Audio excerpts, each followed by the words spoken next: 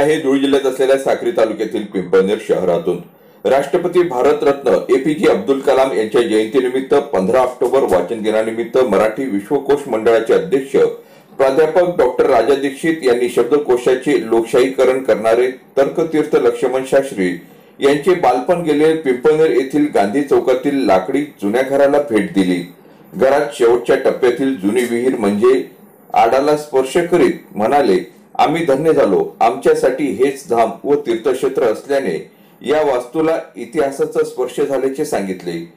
तर्कतीर्थांच्या 3री पर्यंत शिक्षण घेतलेल्या जिल्हा परिषद मराठी शाळेला तसेच लोकमान्य टिळक वाचनालयालाही त्यांनी भेट दिली। यावेळी गांधी चौकात सभेचे आयोजन करण्यात आले होते। सभेच्या अध्यक्षस्थानी वाचनालयाचे अध्यक्ष मकरंद वैद्य हे होते, तर व्यासपीठावर शब्दकोश मंडळाचे संतोष गोडाम, रवींद्र गोडराज, वाचनालयाचे सचिव Kishor Vispute, doctor Vivekanand Shinde, doctor A B. Korde, doctor Bhupal Deshmukh, Raghunath Dashpute आदी उपस्थित होते। यावेळी प्राध्यापक डॉक्टर राजा दीक्षित म्हणाले, मराठी विश्वकोश मंडळाचे काम करणे अतिशय जिकरीचे असून 34 वर्ष शब्दकोशाचे काम करणारे तर्कतीर्थ लक्ष्मण शास्त्री जोशी यांच्याकडून प्रेरणा घेतली। यात बालकोश, कुमारकोश व ऑलिम्पिक कोशाचे काम करणार असून ते गुणवत्तापूर्वक व अद्ययावत करीत आहेत असे सांगून कार्याची प्रशंसा केली। वाचनालयात 100 वर्षात ज्या महान विभूतींनी आपल्या स्वाक्षरीने जे अभिप्राय लिहिले त्यांचे वाचन केले व स्वतः त्यांनी 100 वर्षाच्या इतिहासातील अभिप्रायात आपलाही अभिप्राय लिहून साक्ष नोंदवली।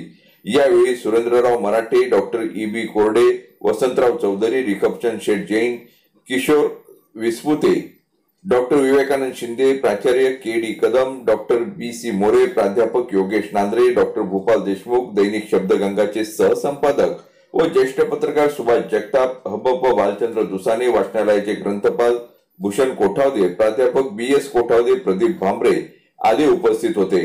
कार्यक्रमाचे सूत्रसंचालन व आभार प्राध्यापक एस.डी. पाटील यांनी केले। जिथे त्यांचा जन्म झाला त्याला त्या ठिकाणी आपण भेट द्यावी आणि अशा प्रकारची ही पहिली भेट आहे। ही भेट देण्या पाठीमागे बुद्धी आणि भावना या दोन्ही गोष्टी आहेत। बुद्धी अशासाठी म्हणतो मी की याच्यातून आम्हाला पुढचं कार्य अधिक चांगलं करण्यासाठीची प्रेरणा मिळेल आणि भावना अशासाठी की मला असं वाटतं की अनेक तीर्थस्थळांना आपण भेटी देत असतो। माझ्या दृष्टीने तर्कतीर्थांसारख्या एका प्रकांड पंडिताचं जन्मस्थान हेच एक मोठं तीर्थस्थळ आहे आणि म्हणून या ठिकाणाला भेट द्यायला मिळाली हे मी माझं स्वतःचं खूप मोठं भाग्य समजतो आणि इथनं प्रेरणा घेऊन मी आता जो जाईन ते एवढं आपल्याला नक्की सांगतो की आजवर त्यांच्याच प्रेरणेने मी जे शक्य होईल ते काम करत आलेलो आहे आणि इथून पुढे सुद्धा या पदावर असेपर्यंत त्यांच्या प्रेरणेने त्यांचं उदाहरण डोळ्यासमोर ठेवून मराठी विश्वकोशाचं काम शक्य तितकं चांगल्या रीतीने करण्याचा माझा विचार आहे। मी नेहमी असं म्हणतो की ज्ञानाचं लोकशाहीकरण करणं हे आमचं उद्दिष्ट आहे आणि हा जो कोश आहे हा मला महाराष्ट्रातल्या खेड्यापाड्यात आणि आदिवासी भागापर्यंत पोहोचवायचा आहे।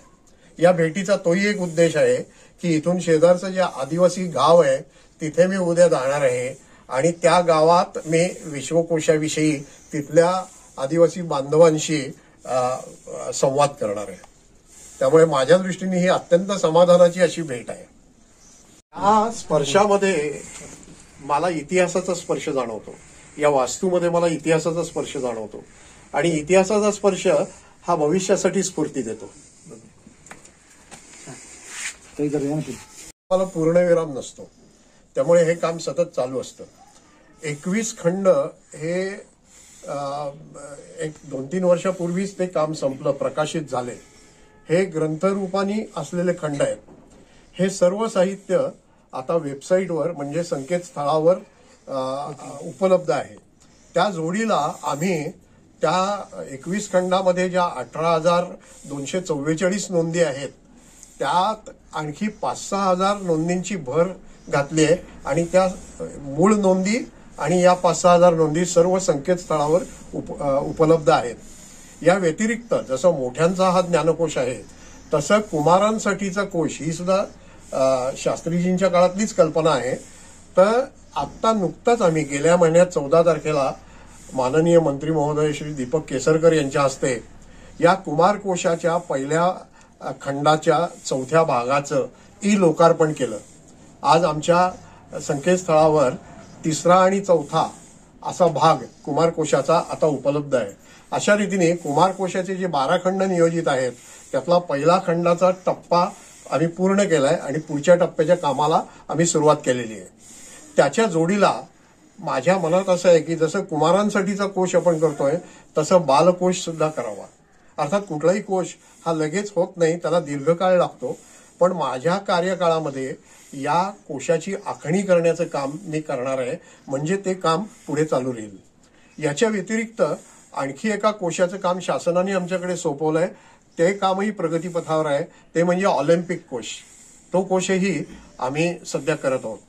त्याच्यानंतर या विश्वकोशाच्या 2ऱ्या आवृत्तीचं कामही आम्ही सुरू केलेलं आहे आणि त्या 2ऱ्या आवृत्त्या प्रकाशित व्हायला सुद्धा, कारण मूळ कोश प्रकाशित जो झाला तो तुम्हाला असं लक्षात येईल की 60 साली स्थापना झाली, 76 साली पहिले 5 खंड आले आणि 2020 साली ती योजना पूर्ण झाली. इतका 60 वर्षाचा तो दीर्घकाळ होता.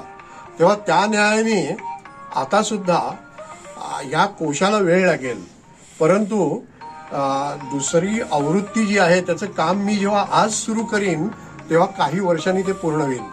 म्हणून 3 निकष मी माझ्या या सगळे संपादक सहकारी माझे इथे हजर आहेत त्याला 3 निकष घालून दिलेले आहेत की आधीच्या सगळ्या खंडातल्या ज्या नोंदी आहेत त्या 3 प्रकारे आपल्याला बघायच्या आहेत. एक म्हणजे त्याची अचूकता तपासायची, दुसरं म्हणजे त्या सर्व नोंदी आपल्याला अद्ययावत करायच्या, तेव्हा अचूकता, अद्ययावतता आणि वादग्रस्तता टाळायची.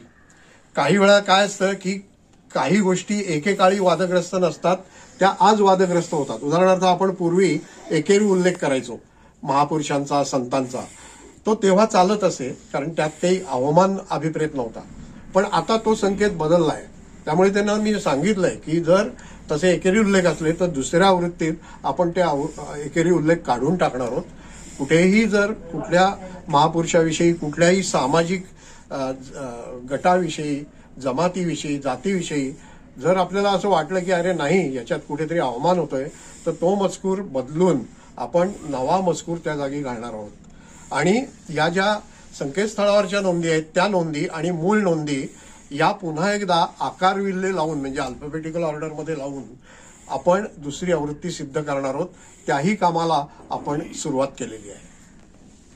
आदिवासी, ग्रामीण जनता आणि लहान मुलं यांच्यापर्यंत पोहोचवणं हे काम आम्ही चालू ठेवलेलं आहे. धन्यवाद. आणि भगिनींनो, आज आम्हाला ही जी वास्तू पुरुष आपलं वास्तू हे मिळाली तर हे आज आमच्या सासऱ्यांचं नाव नथू कृपाराम दशपुते यांच्या आई होत्या. त्यांच्या आईचं नाव काय गंगाबाई पुतळाबाई होतं. त्यांनी घेतलेली, पण ती कोणत्या साली वगैरे काय घेतली हे काही मला एवढं हे आठवण नाही. परंतु आज आम्ही त्यांच्याच याच्यामध्ये राहून राहिलो आणि आज आम्हाला त्यांच्या याच्या सानिध्यात राहून आम्हाला आज चांगला आस्वाद मिळतो आहे. धन्यवाद. अशी मी आपणास विनंती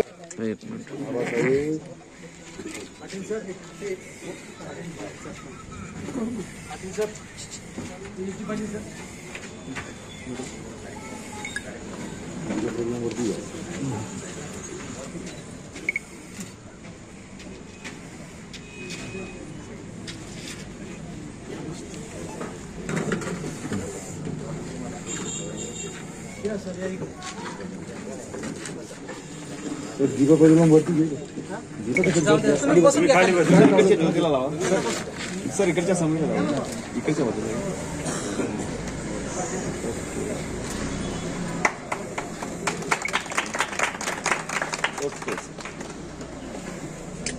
मला तर मी स्वीकार करतो किंबहुना ते जे असं सार्वजनिक पद असतं विश्वकोश अध्यक्ष पदासारखं, या पदावर काम करणं ही फार कठीण गोष्ट आहे.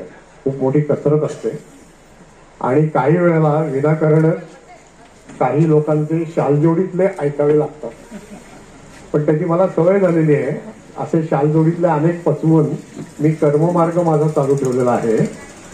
पण ते जे शालजोडीतले असतात ते अशा प्रसंगी सगळं ते दुःख दूर होतं. कारण देणाऱ्यांनी शालजोडीतले दिले मला, पण आपण मात्र आपल्या प्रेमाची शाल किंवा प्रेमाच्या अनेक शाली मला इथे दिल्या. या प्रेमाची ऊब घेऊन मी इथनं जाणार आहे. या प्रेमाची ऊब आणि तर्कतीर्थ लक्ष्मण शास्त्री जोशी यांच्यापासूनची प्रेरणा, या दोन गोष्टी घेऊन मी इथनं परत जाऊन नव्या जोमाने माझं काम सुरू करणार आहे. खरं सांगायचं तर मी माझ्या भाषणाचे काही मुद्दे तयार केलेले असतात, ते समोर मी ठेवतो, ती तयारी करून मी बोलतो. पण मी इथे जेव्हा आलो आणि एकंदर सगळं वातावरण पाहिलं तेव्हा मी ते सगळं बाजूला ठेवलं. तर ते माझ्या बॅगेतच पडून आहे. मी असा विचार केला की तसं भाषण करण्यापेक्षा मी तुमच्याशी गप्पा मारतो, तुमच्याशी संवाद करतो. आणि त्यामुळे ते एक जे औपचारिक स्वरूपाचं भाषण असतं ते औपचारिक भाषण मी इथे करू इच्छित नाही. त्याच्याऐवजी मी आपणा सर्वांशी अनौपचारिक असा संवाद करू इच्छितो. आपल्याला कल्पना आहे की आपली माजी राष्ट्रपती जे APJ अब्दुल कलाम यांच्या स्मरणार्थ आपण वाचन प्रेरणा दिन हा साजरा करत असतो. तेव्हा प्रथमतः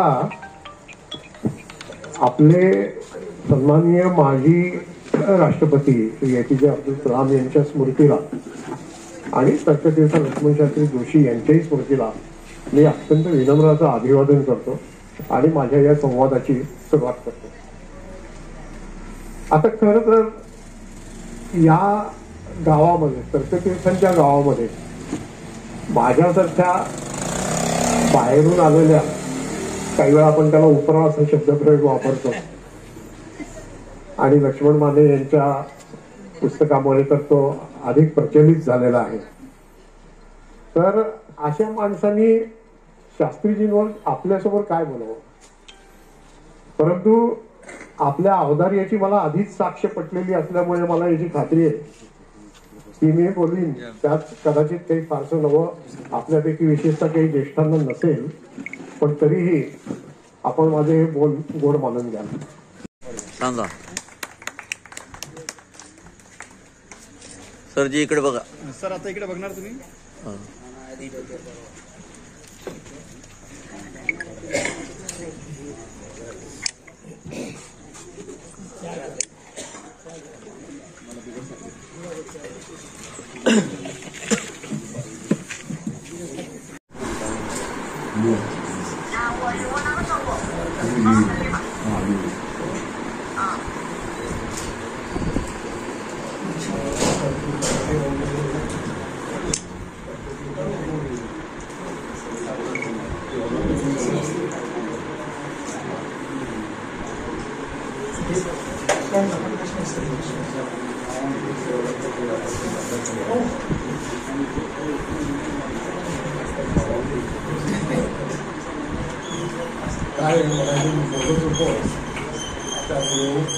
आपली बातमी आपल्या हातात. चॅनल शेअर करा, लाईक करा. Shabdganga news point channel subscribe करा. आपली बातमी आपल्या